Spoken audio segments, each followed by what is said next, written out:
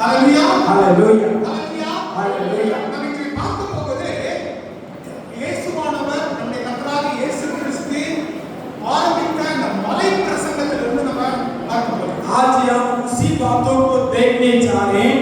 प्रभु यीशु मसीह अपना पहला प्रचार पहाड़ के इलाकों में शुरू किया। उस पहाड़ की प्रचार को हम सुनने जा रहे हैं। மத்தேயு 5:3 எடுத்துக்கங்க. मत्ती 5 अध्याय में शुरुआत हो रहा है। 5 का 3 आप कोई पढ़ो। 5 का 3 मत्ती 29 से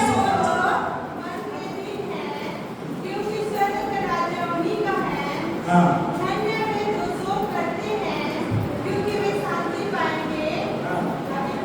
बस 5 से 3 पढ़ो।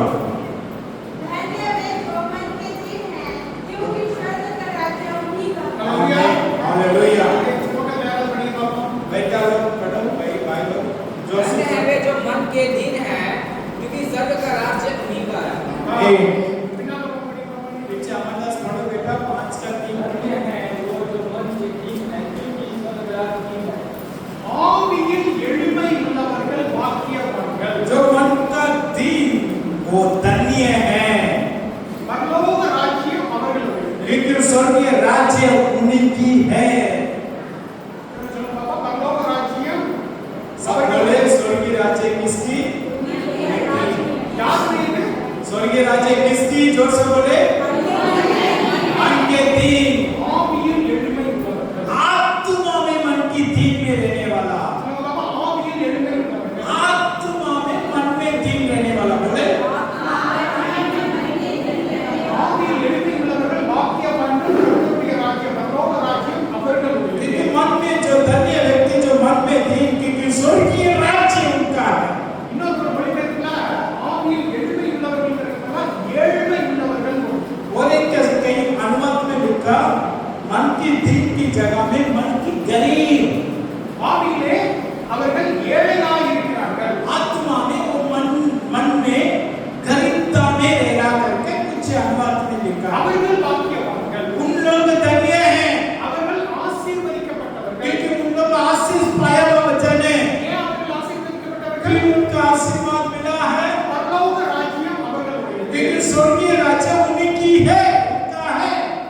மூன்று காரியங்களை நம்ம பார்க்கிறோம். इसमें 3 बातों को मैं आपको बताने चाहता हूँ। ஆவியில் எளிமை உள்ளது, ஏழ்மையாய் இருப்பது அப்படின்னா என்ன? आत्मा में दीन रहना, दीनता में रहने का मतलब क्या है? ஆவியிலே ஏழ்மையாய் இருப்பது என்றால் என்ன? आत्मा में गरीब, आत्मिक उन्नति में गरीबता में रहने के मतलब क्या है? இரண்டாவது சொல்லுகிறது பரலோக ராஜ்யம் அவர்களுடையது. इसमें लिखा है क्योंकि स्वर्गीय राज्य उनका है। அப்ப அந்த பரலோக ராஜ்யம் அப்படின்னா என்ன? स्वर्गीय राज्य को मतलब क्या है? ஏன் அந்த பரலோக ராஜ்யம் நமக்குரியதா இருக்கணும்? क्यों स्वर्गीय राज्य के लिए हम दीनता में रहना? ஏன் அந்த பரலோக ராஜ்யத்தை குறித்து நாம் சந்தோஷப்படணும்? क्यों हम स्वर्गीय राज्यों के बारे में आनंदित होना? கடைசியாக आखिरी में ஆசீர்வாதம் என்றால் என்ன? आशीष, इसमें लिखा आशीष क्या होता है? அவர்கள் பாக்கியவான். उन लोग धन्य है।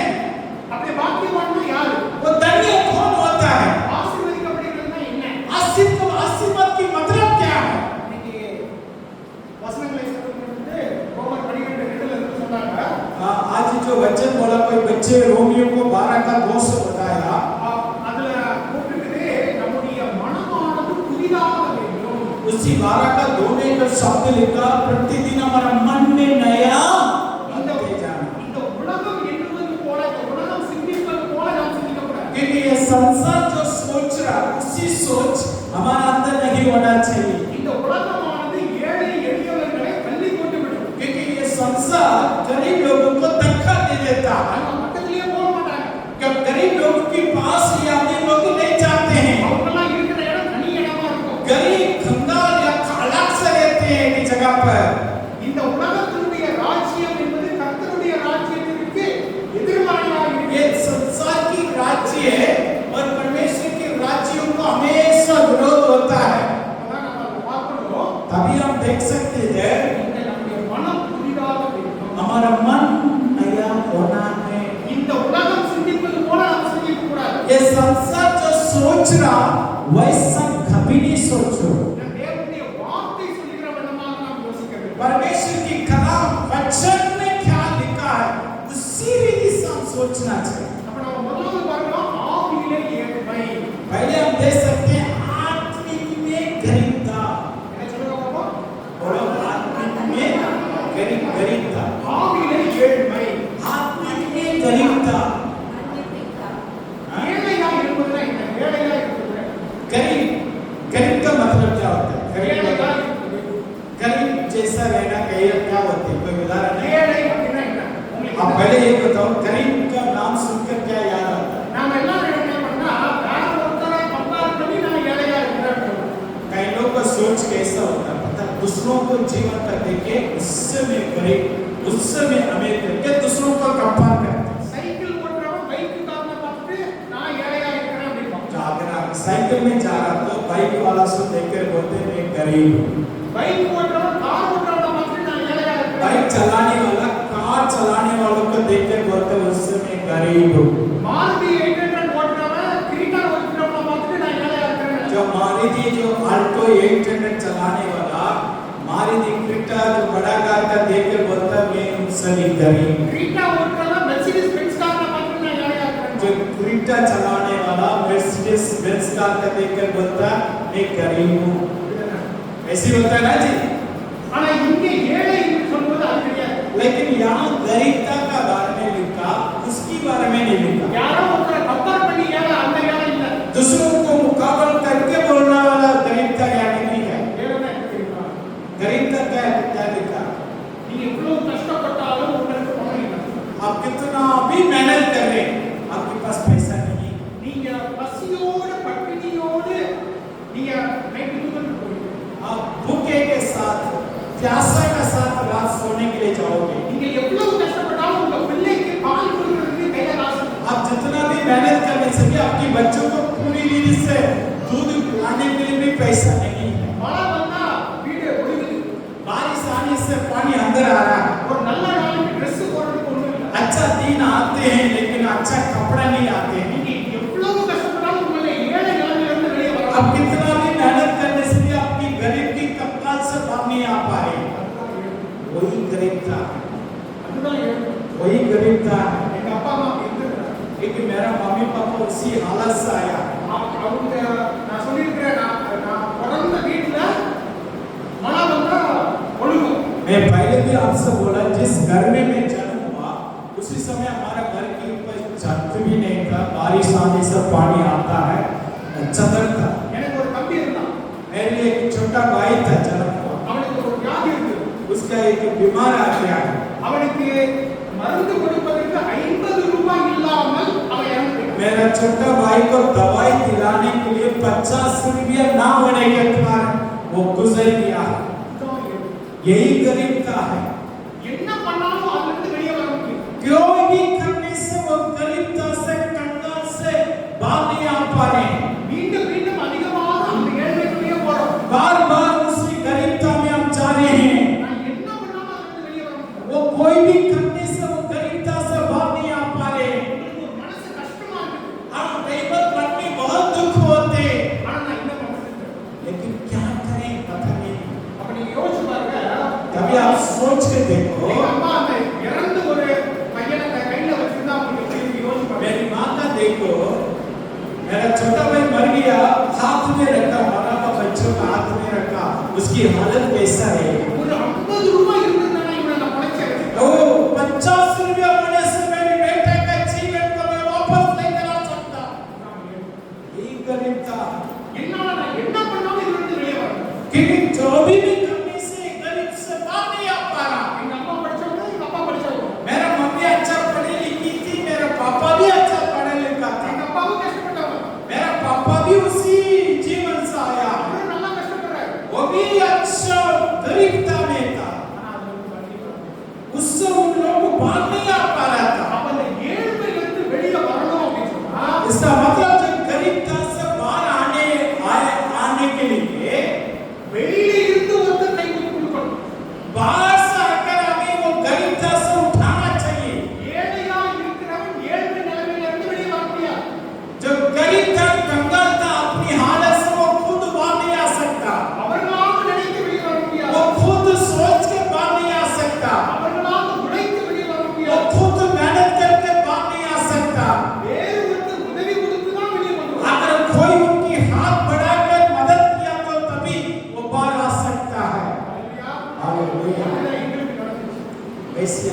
जीवन में हुआ।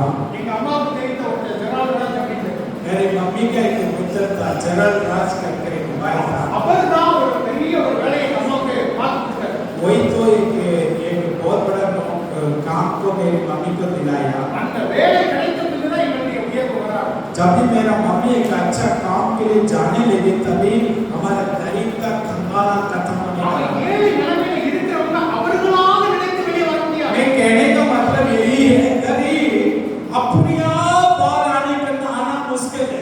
அவர்களாக உழைத்து வெளியே வர முடியாது. अपने आप मेहनत करके बाहर आना मुश्किल है। அதுதான் ஏழை நிலைமை. यही गरीब कंगाल की हालत है, என்னால என்ன பண்ணாலும் முடியலையா? क्योंकि वो सोचता मैं जो भी कर लूं बाहर नहीं आ पा रहा। நானும் கஷ்டப்படுறேன். मैं भी उधर है, दुख है, परेशानी। காலைல 6 மணிக்கு போனா நைட் 10 மணிக்கு தான் வரேன். मैं सुबह 6 बजे काम शुरू करता हूँ, रात को 10 बजे तक काम करता हूँ। அப்படிப்பட்ட கஷ்டமான வேலைனால நான் பண்றேன். वो जितना भी मुश्किल काम को भी नहीं करता हूँ, ஆனா என் பையனுக்கு சாப்பாடு போடணும். लेकिन मेरे बच्चों का अच्छा खाना नहीं என் खिला, பையனை ஒரு ஸ்கூலுக்கு அனுப்ப முடியல. मेरे बच्चों का अच्छा स्कूल नहीं भेज पा रहा। அதுதான் ஏழ்மை. वही गरीब அந்த ஏழ்மைக்கு அந்தபடியான ஏழ்மை இருந்தால் வெளியே வரணும். வெளியே இருந்து ஒருத்தர் கை கொடுக்கணும். इसी जगह से बाहर आना, तो बाहर से कोई आकर हमें मदद करना चाहिए, वहां से बाहर आने के लिए। இங்கே தேவனாகிய இயேசு கிறிஸ்து அதைத்தான் சொல்றாரு. वही बातों को प्रभु यीशु मसीह कह रहा है। ஆவியிலே ஏழ்மை. जो आत्मिक में गरीब था, அப்படின்னா என்ன அர்த்தம்? इसका मतलब क्या? ஆவியிலே நான் ஒரு படியாக ஒரு அதிகப்படியாக நான் வாழணும்னு நினைக்கிறேன். मैं आत्मिक उन्नति में ज्यादा जाने के लिए मैं खूब सोच रहा हूँ। பாவம் செய்யாம வாழணும்னு நினைக்கிறேன். मैं कई बार सोचता हूँ बिना पाप करके जीना பொறாமைப்படாமல் இருக்கணும்னு कई நினைக்கிறேன். बार हम सोचते हैं बिना जलन होकर मैंने जीवन बिताना, பொய் சொல்லாம இருக்கணும்னு நினைக்கிறேன். बिना झूठ बोलकर मैं जीवन बिताना, கோபப்படாமல் இருக்கணும்னு बिना गुस्सा विरोध होकर मैं जीवन बिताना। அப்படி இருக்கணும்னு நான் நினைக்கிறேன். कई बार हम ऐसा कोशिश करते हैं, लेकिन हमसे नहीं हो पा रहे। நான் எவ்வளவு கஷ்டப்படுறேன். मैं बहुत मेहनत करता हूँ, காலையில இருந்து தியானம் பண்றேன். सुबह उठकर मैं प्रार्थना में बैठता हूँ, எனக்கே நான் என்னவோ சொல்லிக்கிறேன். मैं अपने आप को वचन से बोलता हूँ, படக்கூடாதுன்னு நான் சொல்லிக்கிறேன். मैं बोलता हूँ प्रभु मुझे क्रोध गुस्सा नहीं आना। ஆனால் அந்த சூழ்நிலை வருகின்ற பொழுது लेकिन वो गुस्सा का हालत आते समय हमसे कुछ भी नहीं हो पाता। அதுதான் ஆவியிலே ஏழ்மை. वही आदमी की गरीबता। அதைத்தான் பவுல் அப்போஸ்தலன் சொல்லுகிறார். इसलिए पौलुस एक जगह कह रहा था, ரோமர் 7 எடுத்துக்கொள்ளுங்க. रोमियो 7वां अध्याय बोलो, ரோமர் 7:19 7 का 19 कोई पढ़ो। क्योंकि जिस अच्छे काम की मैं इच्छा करता हूँ वह तो नहीं करता, परंतु जिस बुराई की इच्छा नहीं करता वही किया करता हूँ। நான் செய்ய விரும்புகிறதை செய்யாமல் जो काम मैं इच्छा से करने जाता हूँ वो कर नहीं पा रहा हूँ। நான் பொய் சொல்லக்கூடாதுன்னு நினைக்கிறேன். मैं कई बार बोलता हूँ, सोचता हूँ मैं झूठ नहीं बोलूंगा आज। நான் கோபப்படக்கூடாதுன்னு कई நினைக்கிறேன். बार हम सोचते हैं आज मैं क्रोध नहीं होगा। என்னுடைய சகோதரியை நினைத்து நான் பொறாமைப்படக்கூடாதுன்னு நினைக்கிறேன். मैं अपनी भाई अपनी बहन से मैं जलन नहीं बना करके सोच रहे। நான் செய்ய விரும்புகிறதை செய்ய முடியாமல் जो मैं सोच रहा हूँ करने के लिए वो कर नहीं पा रहा हूँ। ஆனால் எதை செய்யக்கூடாதுன்னு நினைக்கிறேன் அதை நான் செய்றேன். लेकिन जो बात मैं करने नहीं चाहता था वही बात मैं कर रहा हूँ। சினிமா பாட்டு பார்க்கக்கூடாதுன்னு நான் நினைக்கிறேன். ஆனால் அதை நான் பார்க்கிறேன். फिल्म गीतों को मैं नहीं सुनने चाहता हूँ, लेकिन उसी फिल्म गीतों को हम सुनते हैं। டிவி சீரியல் பார்க்கக்கூடாதுன்னு நினைக்கிறேன். அதை தான் பார்க்கிறேன். टीवी में मैं आगे से नाटक नहीं देखूंगा करके सोच लेते, लेकिन नाटक में ही बैठे எதை रहते। செய்யக்கூடாதுன்னு நினைக்கிறேன். அதை தான் நான் செய்றேன். हम कई बार सोच रहे हैं ये काम मैं कल से नहीं करूंगा, वही काम कल से कर रहे हैं। புருஷன்கிட்ட சண்டை போடக்கூடாதுன்னு நினைக்கிறேன். ஆனால் அதை தான் பண்ணுறேன். पति से मैं लड़ाई नहीं करूंगा कल से, लेकिन सुबह होते लड़ाई शुरू कर रहे हैं। ஒய்ஃபை அடிக்கக்கூடாதுன்னு நினைக்கிறேன். ஆனால் அதை தான் பண்ணுறேன். बीवी का नहीं मारूंगा मैं करके सोचता हूँ, सुबह उठकर मार पिटाई होता है। நான் எதனை செய்யக்கூடாதுன்னு நினைக்கிறேனோ அதை தான் நான் செய்றேன். जो सुबह में जो काम मैं नहीं करने चाहता वही काम को मैं कर रहा हूँ। நானும் என்னெல்லாமோ பண்ணலாம்னு நினைக்கிறேன். मैं भी वो बहुत कुछ सोचने में वैसा करके दिखाऊंगा, என்ன பண்ணாலும் என்ன பண்ணுவேன். कुछ भी नहीं हो पा रहा। அதுதான் ஆவியில தாழ்மை. यही आदमी की गरीबता है, அதுதான் ஆவியில ஏழையாக இருப்பது. यही आदमी की गरीबता है। ஏழையாக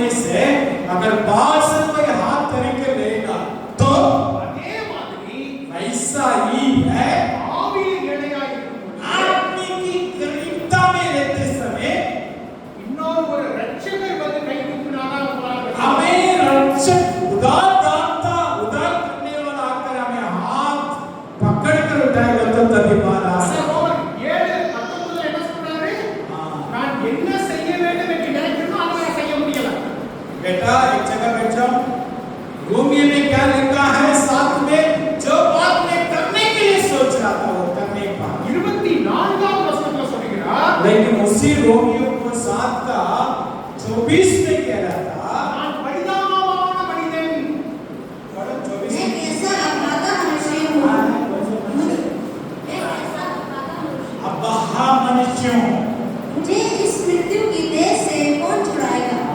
ஹalleluya हालेलुया இதிலிருந்து என்னை ரட்சிப்பவன் யார் इसी बातों से मुझे उद्धार देने वाला कौन நான் மெடிடேஷன் பண்றேன் मैं ध्यान करता हूं நான் தலையில நின்னு பார்க்கறேன் मैं उल्टा खड़े होकर देख रहा हूं இந்த யோகா தலையில आप बताइए योग लोग कैसा करते हैं அதெல்லாம் योगा करते அதெல்லாம் நான் பண்ணி பார்க்கறேன் हैं ये भी मैं करके देख रहा हूं ஆனா என்னால ஒண்ணும் பண்ண முடியல. लेकिन सब कुछ भी नहीं होता நமக்கு அந்த ஒரு எண்ணம் வர வேண்டும் हमें भी वो इच्छा आना चाहिए நான் ஏழையா இருக்கிறேன் मैं गरीबता है நான் அதான் பவுல் சொல்றது போல சொல்றேன் நான் பரிதாபமான மனிதன் पाउल जो कह रहे हैं ना मैं बहुत कंगाल के स्थान में நான் பரிதாபமான மனிதன் मैं वही सिद्ध जाने वाला स्थान में எனக்கு ஒரு ரட்சகர் வேண்டும் मुझे एक उदार देने वाला चाहिए நானா வெளியே வர முடியாது मैं खुद बाहर नहीं आ सकता நானும் என்னெல்லாமோ ட்ரை பண்ணி பார்த்துட்டேன் बहुत कुछ करके देख लिया என்னால முடியாது मुझसे नहीं हो पा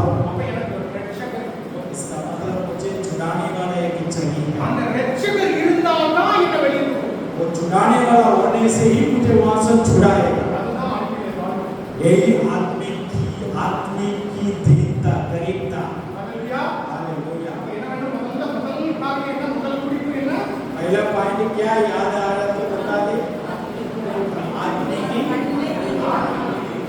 आत्मिक की गरीबता ஆவியிலே தாழ்மை ऐसा दीनता लिखा गरीबता रखो ஆவியிலே ஏழ்மை வேண்டும் आत्मिक में गरीबता दीनता ஹalleluya முதல்ல நமக்கு ஆவியிலே வாழ்வு पहले आत्मिक में आप दीनता में रहना चाहिए இப்போ நம்ம ஏழையா இருந்து நம்ம அதிலிருந்து வெளியே வந்துட்டோம் मान लो गरीब की स्थान पर हम बाहर आ गया உடனே நமக்கு பெருமை வந்துடும் एकदम घमंड नहीं आना चाहिए ஆவியிலே நாம் தொடர்ந்து தாழ்மையாக இருக்கணும் क्योंकि आत्मिक में उन्नति में हम हमेशा गरीबता रहेंगे எப்ப நம்ம தாழ்மை இருக்கும் कब होगा पता பவுல் அப்போஸ்தலன் சொல்றாரு நான் இயேசு கிறிஸ்துவையே நோக்கி ஓடிக்கொண்டிருக்கிறேன் पौलुस क्या कहते हैं मैं प्रभु यीशु मसीह का देख के ही दौड़ रहा हूँ சிலருக்கு இந்த குடிசையில இருந்து வந்து கஷ்டப்பட்டு ஒருத்தர் வேலை கொடுத்தவங்க ஒரு மாநிலக்காக வாங்கிடுவாங்க कई लोग का देखो कंगाल होते हैं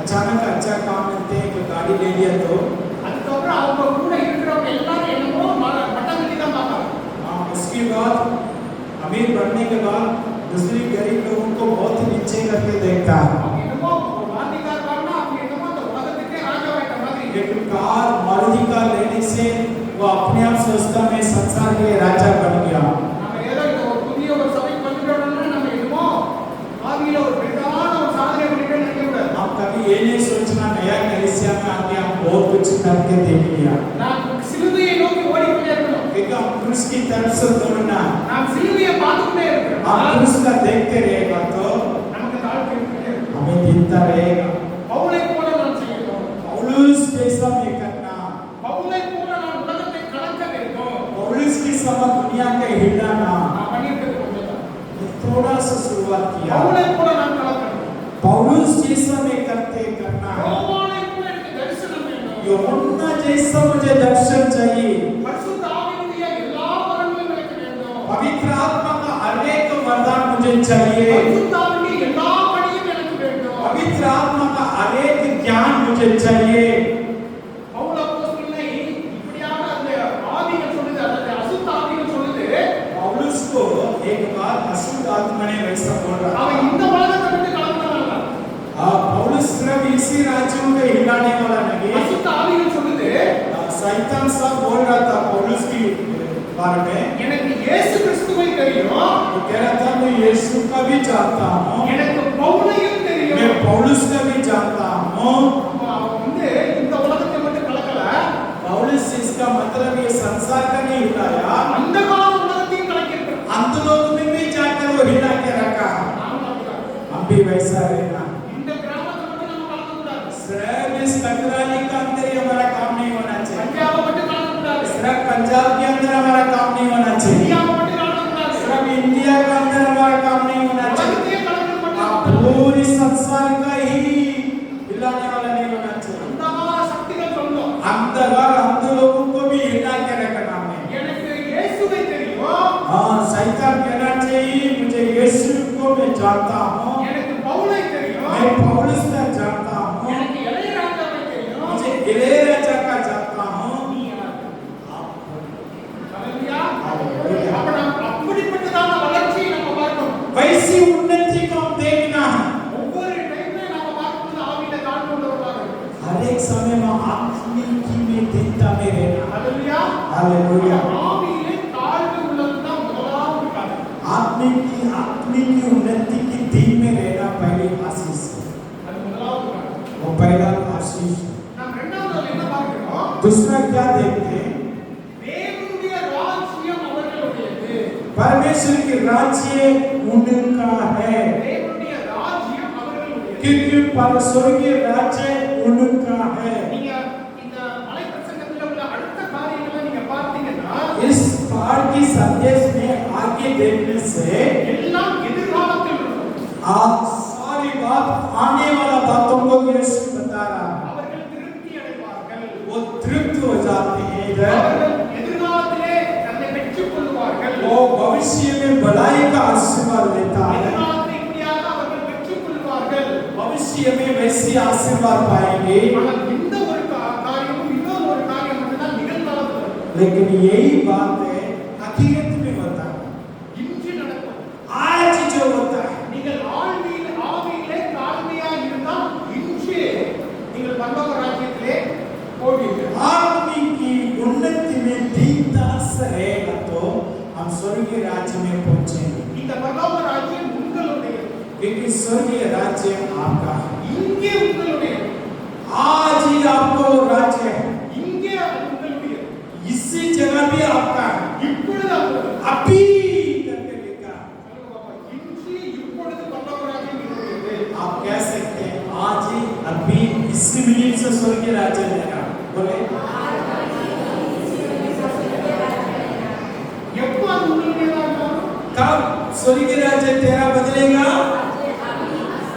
अभी இன்று இங்கே அது உங்களுடையது. अभी इसी मिनट से मेरा है स्वर्गीय राज्य। ஹalleluya. हालेलुया। ஆனா அப்ப அந்த பரலோக ராஜ்யம் அப்படின்னு சொன்னா அது ஒரு ராஜா இருக்கு. मान लो राज्य करके बोलेंगे तो राजधानी बोल देते तो उसके लिए एक राजा होता है। இப்போ இந்த நம்ம இந்திய அரசு ஒன்று இருக்குது. मान लो हिंदुस्तान सरकार है, அதுல ஒரு அதிகாரியா நீங்க மாறணும். हिंदुस्तान की सरकार में एक नेता अधिकारी बनना तो நீங்க ராஜாவா இருந்தா இல்ல ஒரு அதிகாரியா மாறணும். मान लो एक राजा का नहीं कह रहा है, एक हिंदुस्तान की एक अधिकारी बनना तो நீங்க ஐஏஎஸ் एग्जाम எழுதணும். हाँ, बड़ा अधिकारी बनने के लिए IAS करके एक एग्जाम लिखना, ஐபிஎஸ் एग्जाम எழுதணும். IPS करके पुलिस का एग्जाम लिखना, அதெல்லாம் எழுதுறதுக்கு எவ்வளவு கஷ்டப்படணும் தெரியுமா? उसको लिखने के लिए कितना मेहनत करना पड़ेगा पता है? சில 2 வருஷமா அதுக்கு உழைப்பாங்க. 2 साल तक उसके लिए मेहनत करते हैं कई लोग। எந்த ஒரு ராஜ்யத்துக்குள்ள போவதற்கென்று ஒரு அனுமதி பத்திரம் இருக்கும். पहले किसी भी राज्य में प्रवेश होने के लिए उनकी अथॉरिटी इजाजत लेटर होते हैं। அதற்கெல்லாம் போவதற்கென்றதான என்ன விதமான எக்ஸ்பீரியன்ஸ், என்ன விதமான ஒரு அனுமதி பத்திரம் उसके अंदर जाने का तो जो अनुमति होते हैं उसके अंदर प्रवेश करने के लिए एक अथॉरिटी जो इजाजत लेटर होते हैं। நீங்கள் சில காரியங்களை செய்தாலும் அவங்க இருக்க முடியும். वैसे उसी राज्य में रहेगा तो कुछ काम करना पड़ता है। இந்த உலக ராஜ்யத்தை நீங்க பாத்தீங்கன்னா ஒண்ணு அதிகாரம் இருக்கு. इस संसार के राज्य में रहना तो पहले अधिकार रहना ஒரு चाहिए। எம்எல்ஏ கூட பையன், एक नेता एमएलए का लड़का, ஒரு எம்பியோட பையன், अगर एक एमपी का लड़का, ஒரு மினிஸ்டரோட பையன், एक नेता मिनिस्टर का लड़का, இல்லனா பணக்கார ஒரு காரியமாக இருக்கணும், नहीं तो बहुत अमीर व्यक्ति का लड़का, இல்ல ஒரு பணம் இருக்கணும், नहीं तो उनके अंदर पैसा होना चाहिए, இல்ல மேல் ஜாதியில வந்திருக்கணும், नहीं तो उच्च जाति में जन्म होना था। ஆனால் இங்க தேவனுடைய ராஜ்யத்துக்குள்ள இதற்கு எப்படியாவது நீங்கள் பிரவேசிப்பீர்கள்? लेकिन यहाँ लिखा है परमेश्वर के राज्य में प्रवेश होने के लिए क्या चाहिए? ஆவியிலே தாழ்வு, आत्मिक में धीर, ஹல்லேலூயா, हालेलुया, ஆவியிலே தாழ்வு. आत्मिक की उन्नति में அப்ப धीर। அப்ப கிறிஸ்துவுடைய ராஜ்யத்துக்குள்ள நீங்கள் வந்தால் अगर मसीह का राज्य में तो आएगा तो நம்ம ரோமர் 12:2ல படிக்கிற மாதிரி आप रोमियो 12 का 2 में जैसा पढ़ा था वैसा இந்த உலகத்தினுடைய காரியங்கள் இருக்கக்கூடாது, इस दुनिया का बात हमारे अंदर नहीं रहना चाहिए, போட்டி வராமல் இருக்கக்கூடாது, जलन नफरत नहीं होना, பணக்காரன் மேலானவன் ஏழையானவன் பணம் இல்லாதவன் தாழ்மையானவன் இருக்கக்கூடாது, बाबू ये नहीं होना चाहिए, अमीर गरीब करके एक दूसरों को नफरत नहीं होना चाहिए, மேல் ஜாதியில பிறந்தவங்களாம் மேல மற்றவங்களாம் கீழே அப்படி இருக்கக்கூடாது, ये नहीं कि ऊंची जाति लोग ऊंची में नीचे तो नीचे करके नहीं होना चाहिए, வெள்ளையா இருக்கிறவங்க தான் நாங்க மதிப்போம் அப்படி இருக்கக்கூடாது, ये नहीं कहना है जो गोरा की साथी में दोस्ती रखूंगा करके नहीं बोलना चाहिए, நல்ல உயரமா இருக்கிறவங்க தான் நாங்க மதிப்போம் அப்படி हाँ, கிடையாது, ये बहुत ऊंचा इसमें इनके साथ दोस्ती रखूंगा नहीं होना चाहिए, நல்ல குண்டா இருக்கிறவங்க தான் மதிப்போம் அப்படி हाँ, இருக்கக்கூடாது. बहुत मोटा उनके साथी में दोस्त रखूंगा नहीं बोलना चाहिए। நான் சொல்றேன் ஐயோ மாஸ்டர் நல்லா மொட்டா ஹல்லேலூயா. हालेलुया। அப்ப கிறிஸ்துவினுடைய ராஜ்யத்திலே इसका मतलब मसीह का राज्य में எந்த விதமான மேலும் கீழுமான ஒரு காரியம் கிடையாது. कोई भी ऊंचाई नीचे नहीं होता है। அதனாலதான் பவுல் சொல்றார், ரோமன் என்றும் இல்லை, கிரேக்கர் என்றும் இல்லை, யூதன் என்றும் இல்லை. इसलिए पौलुस कहता ना रोमियो ना यूनानियो ना यहूदियो ஆண் என்றும் இல்லை, பெண் என்றும் இல்லை. ना औरत ना मुंडा हो। ஆனால் கிறிஸ்துவுடைய ராஜ்யத்திலே, பரலோக ராஜ்யத்திலே, தேவனுடைய ராஜ்யத்திலே மேன்மை தாழ்மை கிடையாது. परमेश्वर के राज्य में ऊंचा नीचे कभी नहीं होता है, எந்த விதமான ஒரு வித்தியாசமும் கிடையாது. कोई भी फर्क नहीं होता है। நீங்க இங்க சபைக்குள்ள வந்துட்டீங்களா? अगर आप प्रभु के भवन में आ गया तो, இயேசுவை ஏற்றுக்கொண்டீங்களா? अगर यीशु के लिए अपने हृदय में जगह दे दिया तो ஒரு ஏற்றத்தாழ்வு இருக்கும். आपके अंदर ऊंचे नीचे नहीं होना। நான் காலேஜ் படிக்கிறேன்னா நான்லாம் இதெல்லாம் பண்ண மாட்டேன். मैं कॉलेज जाता हूँ मैं ये नहीं करूँगा, वैसे कभी नहीं होना। இந்த சபையில எனக்கு பிடித்தது அதுதான். इस कलीसिया में मुझे वो एक बात अच्छा लगता है, वही கொஞ்ச நாளைக்கு முன்னால ரெகுலா ஒரு வீடியோ போட்டிருந்தோம். कुछ दिन पहले मैंने एक वीडियो देखा टेकिला ने डाली थी, யூத் ட்ரைனிங் எல்லாம் பண்ணி இந்த காரியத்தை போட்டிருந்தோம். यूथ लोग जो काम कर रहा था उसकी डाली थी। நீங்க எல்லாம் நீங்க நல்லா பாடுகிறீர்கள், நல்லா சபை கூட்டம் நடக்கிறது. अच्छा गीत गा रहे हैं, अच्छा आराधना कर रहे हैं, அதன் பின்பு பாத்திரம் வளர்க்குறாங்க. அதை போட்டுதான் वो भी लिखा डाला था जवान लोग बाहर जाके बर्तन धो रहा था। ஒரு समझ गया? ஒரு ஒரு ஒரு ஏற்றத்தாழ்வு இல்லாமல் எல்லாரும் மாற்றம் பண்ணிக்கிறாங்க. ऊंचा नीचे नहीं, सारी जवान जाके काम कर रहा है। நான் வேலை பார்த்துட்டு இருக்கிறேன்னு சொல்றேன். அனிதா நான் மாற்றம் வளர்க்க மாட்டேன்னு சொல்லல.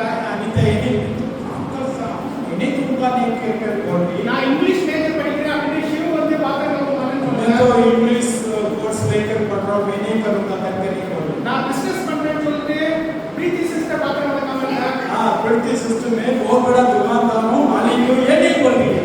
ஏற்றத்தாழ்வு இல்லாமல் எல்லாரும் பாத்திரம் வளர்க்கணும். क्योंकि हमारे अंदर ऊंचा नीचे नहीं, सब बराबर है। ஹல்லேலூயா. हालेलुया, ஹல்லேலூயா. हालेलुया। அதுதான் கர்த்தருடைய ராஜ்யம். यही परमेश्वर की राज्य है।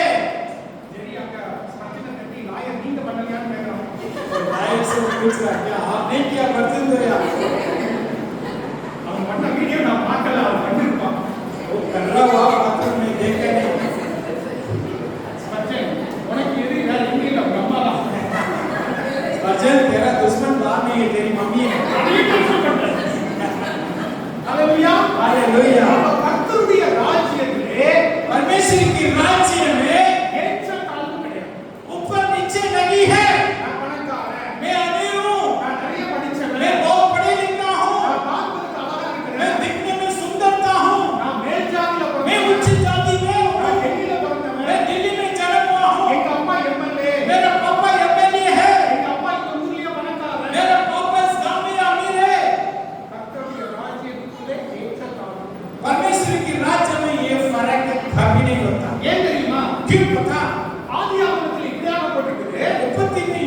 एक वचन, நாம் எல்லாரும் தேவ சாயலாக படைக்கப்பட்டவர்கள். हम सब परमेश्वर के रूप से, परमेश्वर की चेहरा का द्वारा सृष्टि किया गया। அதனால் நாம் தேவனுக்கு முன்பாகவும் மனுஷனுக்கு முன்பாகவும் எல்லாரும் சமம். इसलिए हम परमेश्वर के सामने अनेक मनुष्यों के बीच में सब बराबर है। தேவ பிரசன்னத்துக்கு முன்னால வந்தவங்க நம்ம எல்லாரும் ஒண்ணுதான். क्योंकि परमेश्वर के हाजिरी में आने से हम सब बराबर है। ஹalleluya. हालेलुया। நீ லாயக்கு படிச்சிருக்கலாம்.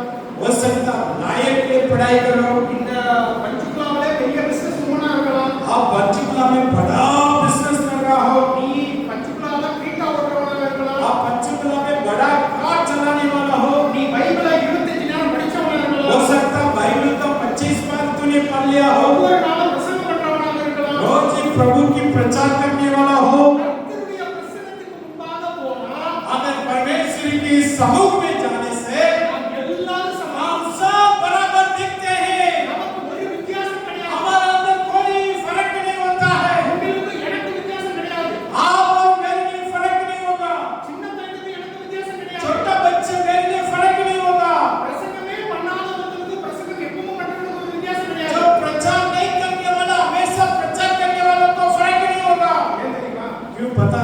நீங்களும் தேவசாயலாக படைக்கப்பட்டிருக்கிறீர்கள். आप भी परमेश्वर की रूप से सृष्टि किया है, நீங்களும் தேவசாயலாக படைக்கப்பட்டிருக்கிறீர்கள். आपके ऊपर भी प्रभु की चेहरा है, நானும் தேவசாயலாக. मैं भी प्रभु की रूप से सृष्टि किया। ஹalleluya. हालेलुया। ஹalleluya. हालेलुया। ஹalleluya. ஹalleluya. நீங்க தேவசாயலாக இருக்கிறீங்க அப்படி சந்தோஷமா இருக்கீங்களா? क्या आनंद है आप प्रभु की चेहरा, प्रभु के रूप में? கரங்களை தட்டி ஒரு ஹalleluya சொல்லுங்க. ताली बजा के जोर से हालेलुया बोले। இதுதான் தேவ ராஜ்யம். यही परमेश्वर की राज्य है, தேவன் உங்களை தன்னுடைய சாயலாக படைத்திருக்கிறார். क्योंकि परमेश्वर आपको सृष्टि करते समय अपने रूप से किया। உங்களை யாரும் மட்டம் தட்டி பேசப்படாதீர்கள். क्योंकि आपको कोई भी तुच्छ नहीं जानना चाहिए। நீங்க குள்ளமா இருக்கலாம், हो सकता है आप नाटे, குண்டா இருக்கலாம், हो सकता है आप मोटी है, என்ன படிச்சாலும் ஒண்ணும் படிக்க முடியாமலா हो இருக்கலாம், सकता है आप अनपढ़ हो, என்ன படிச்சாலும் புத்தியில ஏற மாட்டேங்குது சொல்லலாம், कोई भी पढ़ने से मेरे दिमाग पर नहीं आ रहा हो, என்ன மனப்பாடம் தேவனுடைய வார்த்தை மனப்பாடம் பண்ணாலும் எனக்கு நிக்க மாட்டேங்குதுன்னு சொல்லலாம். जो भी प्रभु के वचन स्मरण करना दिमाग पर नहीं बैठ रहा हो, என்ன சொல்லலாம்? आप क्या कहना चाहिए? நான் தேவசாயலாக ओह, मैं प्रभु के रूप से सृष्टि किया। ஆமென். आमीन। சொல்லிக்கோங்க, நான் தேவசாயலாக படைக்கப்பட்டிருக்கிறேன். आप सब बोले मैं प्रभु के रूप से सृष्टि किया। எல்லாரும் சத்தமா சொல்லுங்க. जोर से बोले और एक बार யூத் எல்லாம் சொல்லுங்க பாப்போம். जोर से बोले युद्ध जवान சகோதரிகள் சொல்லுங்க. बहन लोग அப்பா, என்ன சந்தோஷம். भाई लोग சகோதரர்கள் சொல்லுங்க. அந்த சிஸ்டர் ஒரு சிஸ்டர் சொன்ன சத்தம் தான் आज भी नहीं आ रहा यार। ஒரு சிஸ்டர் சொன்ன சத்தம் மற்றவங்க எல்லாரும் சொன்னதில்ல ஒரு சிஸ்டர் சொன்ன சத்தம். एक बहन का बहुत आ गया, कम से कम उसमें आना चाहिए।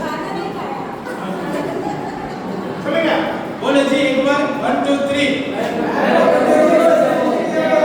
ஹalleluya. हालेलुया।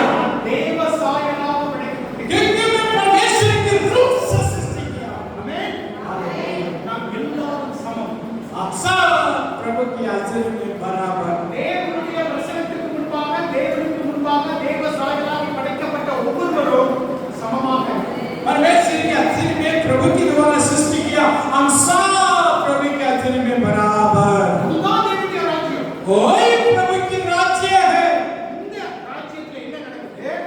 लेकिन संसार की राज्य में क्या हो रहा? அன்னைக்கு நியூஸ் படிச்சேன். मैं कई दिन पहले एक समाचार सुन रहा था। கவர்னர் சொல்றாரு, ஒரு கவர்னர் एक देश की राष्ट्रपति नहीं बोल रहा था, वैसा गवर्नर बोल रहा था, श्रीलंका का गवर्नर। அவர் இப்படி ஆலோசனைக்கிறார். वो वैसा गवर्नर नहीं बोल रहा था, அந்த ராஜ்யம் அப்படிப்பட்ட இந்த உலக ராஜ்யம் அப்படிப்பட்டது.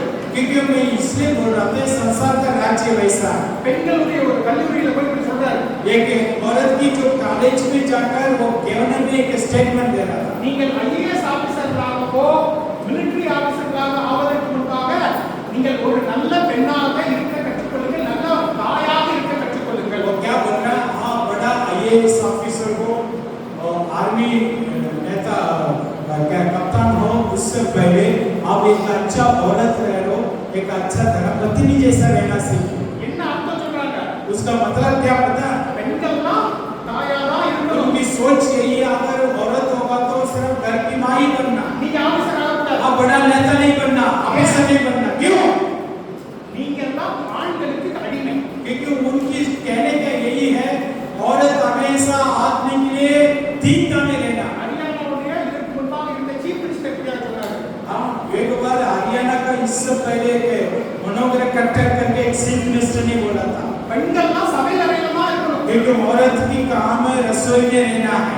அதுதான் இந்த ராஜ்யம்.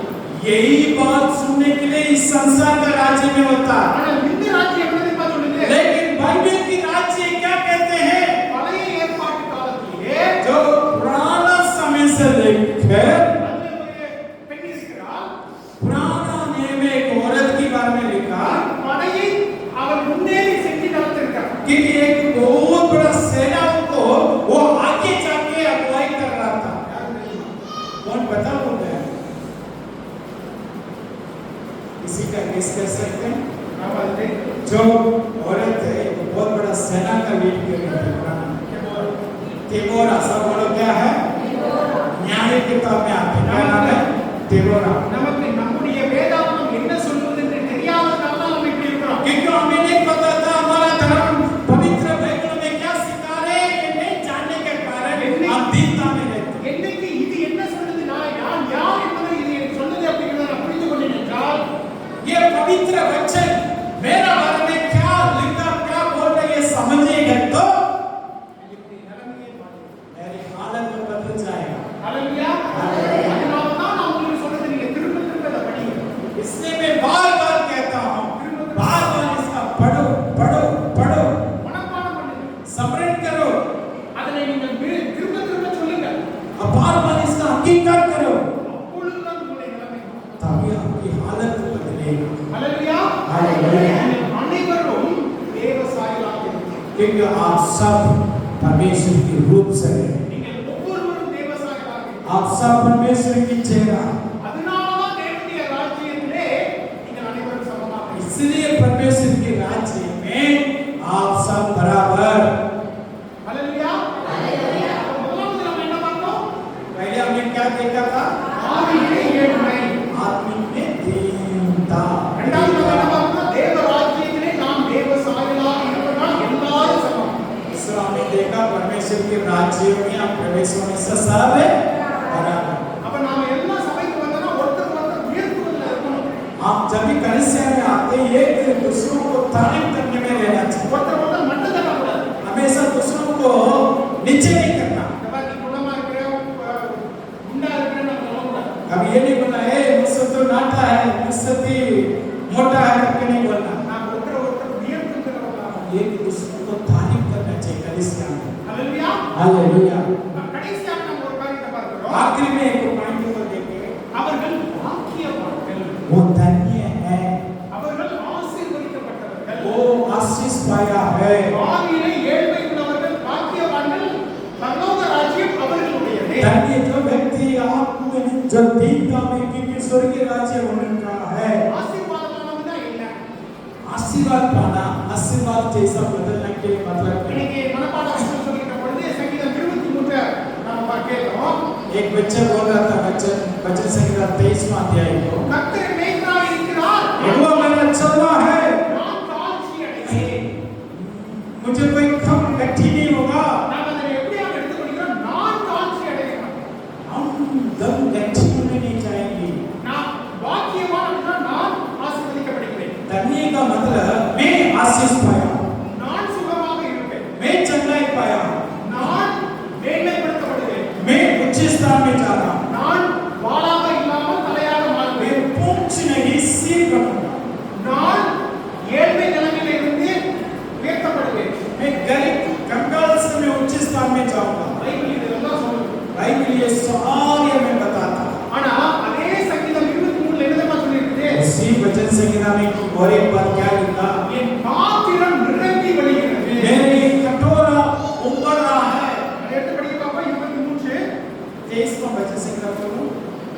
मेरी कठोरा बढ़ रहा है। तू मेरे सताने वालों के सामने मेरे लिए मेज बिछाता है। तूने मेरे सर पर तेल मला है। मेरा कटोरा उमड़ रहा है। मेरा कटोरा उमड़ रहा है। என்னுடைய பாத்திரம் நிரம்பி வழிகிறது. लेकिन मेरी कटोरा उमड़ रहा है। பாக்கியவான்கள் அப்படின்னா என்ன அர்த்தம்? धन्य व्यक्ति का मतलब क्या है? கர்த்தர் ஆசீர்வதிக்கப்படுகின்ற உங்களை ஆசீர்வதிக்கின்ற பொழுது நீங்கள் என்ன செய்யணும்? परमेश्वर आपको आशीर्वाद देते समय आप क्या करना? दूसरों को आशीर्वाद देना चाहिए। கர்த்தராகிய தேவன் ஆபிரகாமுக்கு வருகின்றார், தரிசிக்கின்றார். एक बार प्रभु अब्राहम से मुलाकात कर रहा था। என்ன தெரியுமா சொல்றாரு? अब्राहम से क्या बोल रहा? நான் உன்னை ஆசீர்வதிப்பேன். मैं तुझे आशीष दूंगा। நீ ஆசீர்வாதமாய் तुम இருப்பாய். आशीष से रहोगे। கர்த்தர் நம்மை ஆசீர்வதிக்கின்ற பொழுது நாம் மற்றவர்களுக்கு ஆசீர்வாதமாய் இருக்க வேண்டும். अगर खुदा हमें आशीर्वाद देगा तो हम दूसरों के लिए आशीर्वाद बनना। அதனால தான் ஆண்டவர் சொல்கிறார், நீ தசம பாகம் கொடு. इसलिए खुदा कह रहे हैं कि आगे तेरे दसवां दे दो। நீ தெரியல அழகா சொன்னா, நீங்கள் தேவனுக்கு கொடுக்கின்ற பொழுது அதை நீங்கள் இழந்து போவதில்லை. தேவனுடைய ராஜ்யத்தை நீங்கள் விதைக்கிறீர்கள். आज जंगला बेट ने कहा आप परमेश्वर के दसवां देते समय दसवां को खोते नहीं, खोया नहीं, उसका 2 गुना वापस ले रहे हैं। தேவனுடைய ராஜ்யத்தை விதைக்கும் பொழுது என்ன ஆகுது? परमेश्वर के राज्य के लिए बीज बोते समय क्या होगा? கர்த்தராகிய தேவன் சொல்கிறார், அது வளர்ந்து பெரிய மரமா இருக்குமா? जो यहोवा परमेश्वर कह रहा था वो बीज बड़ा होकर एक बहुत बड़ा पेड़ बनेगा। அந்த மரத்துல பல பறவைகள் வந்து தங்கிடும். उस पेड़ में कई तरह का पक्षियां आकर बैठता है। அது உங்களுக்கு விதை விதைச்சவங்களுக்கு மட்டும் பலனுள்ளதா இருக்காது. सारा बीज बोने वालों को आशीर्वाद नहीं, எல்லாருக்கும் பலனுள்ளது. सबके लिए आशीर्वाद बनेगा। அல்லேலூயா. Hallelujah, hallelujah. நம்ம பஞ்சுகுலா சண்டிகர்ல நம்ம பார்த்தோம் அப்படின்னா, இந்த ரோடு ரெண்டு பக்கமும் நிறைய மரம் இருக்கும். आप जब भी पंचकुला सड़क में जाओ, हर एक सड़क में रोड की किनारे में 2 साइड बहुत बड़ा बड़ा पेड़ होता है। இந்த வெயில் காலத்துல நீங்க நடந்து போகின்ற பொழுது மரத்துக்குள்ள நடந்தா ரொம்ப நல்லா இருக்கும். जो गर्मी के हालत में भी किसी पेड़ का नीचे बैठना चलना अच्छा लगता है, நல்ல கூலா இருக்கும். क्योंकि बहुत ठंडा महसूस होता है। என்னைக்காவது அந்த மரத்துக்கு கீழே நீ நின்னுட்டு किसी भी एक दिन पेड़ का नीचे खड़े होकर இந்த மரத்தை வச்சவங்க யாரு அப்படின்னு कौन है ये पेड़ का यहाँ पर ये रखने वाला कौन करके सोचा? क्या कभी सोचा? யாரோ வச்சது ना कोई इस पेड़ को यहाँ रखा, நாம் பயன்படுத்தி लेकिन मेरे लिए आज ही फायदा हो रहा है। நாம் ஆசீர்வதிக்கப்படும். इसमें के द्वारा मुझे आशीष मिल रहा है। கர்த்தராகிய தேவன் அவர்தான் சொல்றாரு, एक बार परमेश्वर यूं कहता है, உன்னுடைய வலது கை கொடுப்பதை இடது கை தெரியக்கூடாது. तेरे दाहिना देने वाला प्रभु के लिए बाइना हाथ को नहीं पता होना चाहिए। இன்னைக்கு மரம் வைக்கிறவங்க என்ன வைக்கிறாங்க? आज जो पेड़ डालने वाला बीज डालने वाला क्या करता அது பேர் போடுவாங்க. है? उसी बीज में नाम लिख लेते हैं। ஜோசப் போடுவது. ये जोसेफ भाई ने दिया हुआ पेड़ है। ஆனா கர்த்தராகிய தேவன் சொல்கிறார், लेकिन यहोवा परमेश्वर ने कहा வலது கை கொடுக்கிறது இடது கை கொடுக்கிறது. दाहिने हाथ देते समय बाहिने हाथों को पता नहीं होना चाहिए। கர்த்தர் நம்மை ஆசீர்வதிக்கின்ற பொழுது நாம் மற்றவர்களை ஆசீர்வதிக்கிறோம். यहोवा हमें आशीर्वाद देते समय हम दूसरों को आशीर्वाद देना, हम वैसा देना चाहिए। அதுதான் கர்த்தருடைய ராஜ்யம். यही प्रभु की राज्य है, அதுதான் தேவனுடைய ராஜ்யம். यही प्रभु की राज्य है, நாம் அப்படி கொடுக்கலாம். हम वैसे ही देना। கர்த்தர் நம்மை ஆசீர்வதிப்பார். परमेश्वर हमें आशीष देगा। தேவனுடைய வார்த்தை அதை சொல்கிறது. परमेश्वर के वचन में वो वायदा दे दिया, தேவனுடைய வார்த்தை என்றும் தவறாய் போவார். क्योंकि परमेश्वर की वचन कभी गलत नहीं करेगा। நான் எப்பொழுதுமே தேவனுடைய வார்த்தையை மனப்பாடம் பண்ணி நான் சொல்லிக்கிட்டே இருப்பேன். मैं हमेशा प्रभु की वचन को स्मरण करके बोलते रहता हूँ, கர்த்தரே, எங்களுடைய எல்லையிலே சமாதானம் இருப்பது. क्योंकि यहोवा हमारा नींव में हमारा क्षेत्र में शांति हो, எங்களுடைய தாழ்பால்களே உறுதி இருப்பது. हमारा जो ताला को मजबूत करो, திருப்தியான போதுமையினால், உச்சிதமான போதுமையினால் எங்களை திருப்திப்படுத்தும். उत्तम गेट से मुझे तृप्त करो। நீதிமான்களுடைய நாட்கள் நடுப்படும் வரை அதிகமாக धार्मिक जीवन अधिक रात में भी रोशनी से चमकेगा। நீர் எனக்காக ஒரு பெரிய பந்தியை ஆயத்தப்படுத்தும். अब मेरे लिए एक मैच बिछाओ, என்னுடைய தலையை உயர்த்தும். मेरे सिर को उठाओ, கர்த்தர் இந்த எல்லா வாக்குத்தத்தங்களையும் எடுத்துக் கொண்டு एक वायदा मेरे लिए हो। அப்படியாக கர்த்தர் உங்களை ஆசீர்வதிக்கின்ற பொழுது जैसा खुदा आपको आशीर्वाद देते समय என்ன தெரியுமா பண்ணணும்? आप क्या करना पता है? நீங்கள் ஆசீர்வாதமாக இருக்க வேண்டும். आप दूसरों के लिए आशीर्वाद करना, நீங்கள் மற்றவர்களை ஆசீர்வதிக்கணும். आप दूसरों को आशीष देना। நான் முதல்லயே சொன்னேன், ஏழையா இருந்தால் மற்றவர்கள் கை தூக்கினா உதவி பண்ணணும். पहले बोला था ना, अगर आप गरीब तो दूसरों मदद करेगा तो तभी बाहर आ सकते हैं। உங்களை ஒருத்தர் கை தூக்கி விட்ட பின்பு आपको दूसरों को मदद करने के बाद நீங்கள் மற்றவர்களை தூக்கி விட வேண்டும். आप दूसरों को उठाना वहां से, அதுதான் தேவனுடைய ராஜ்யம். वही परमेश्वर की राज्य है। அப்படிதான் சபை வளரும். वैसी कलीसिया उन्नति में जाएगा, அப்பொழுதுதான் சபைக்கு மக்கள் வருவார்கள். तभी कलीसिया के अंदर लोग आएगा, அங்க போனா எனக்கு உதவி வரும். क्योंकि वहां जाने से मुझे सहायता मिलेगा। அந்த சபைக்கு நான் போறேன்னா எனக்கு சொல்லி கொடுப்பாங்க. उसी कलीसिया में मैं जाने से मुझे सिखाएगा। அந்த சபைக்கு போறேன்னா எனக்கு உதவினா என் வீட்டுக்கு வருவாங்க. उसी कलीसिया में जाने से मदद मेरा घर में आएगा।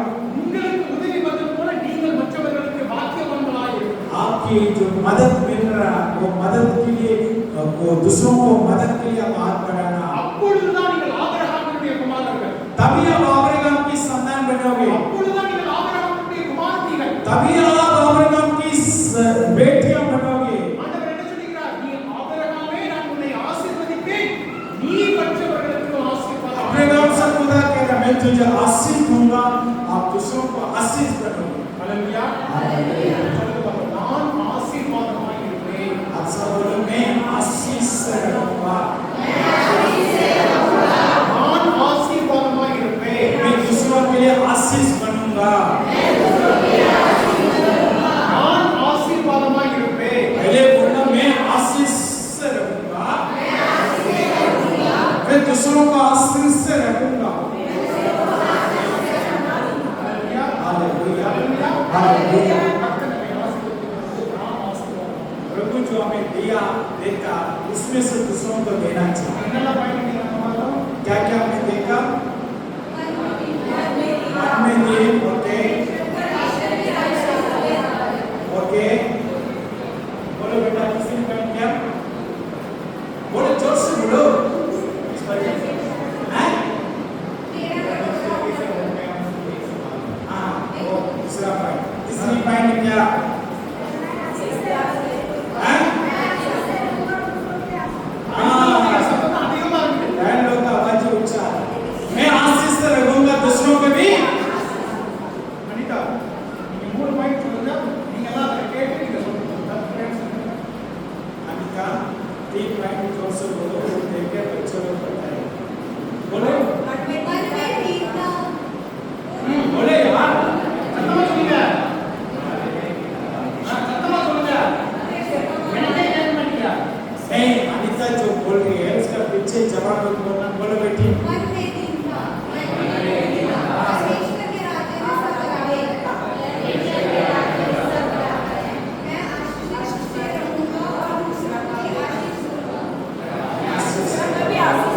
हालेलुया. Hallelujah, hallelujah. தேவனுடைய வார்த்தையை அறிக்கை செய்வதற்கு இந்த தயங்கக்கூடாது.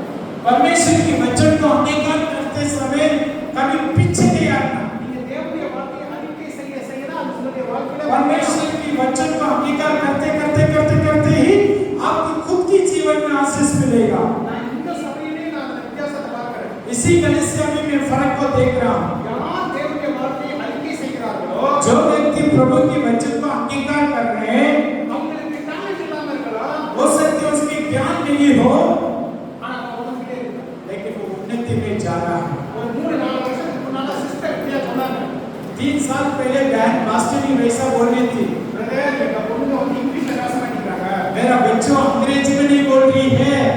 ரைலா அப்படியே அந்த தேவனுடைய வார்த்தையை அறிக்கை செய்து देखिए, प्रभु की वचन को स्मरण करते अंगीकार करते करते இங்கிலீஷ்ல பேசுறாங்க. आज अंग्रेज में प्रचार कर रही है, நீங்க தேவனுடைய வார்த்தையை அறிக்கை செய்வதற்கு தயக்கப்படுகிறீர்களா? क्योंकि आप परमेश्वर की वचन को अंगीकार करने के लिए पीछे हट रहे हैं।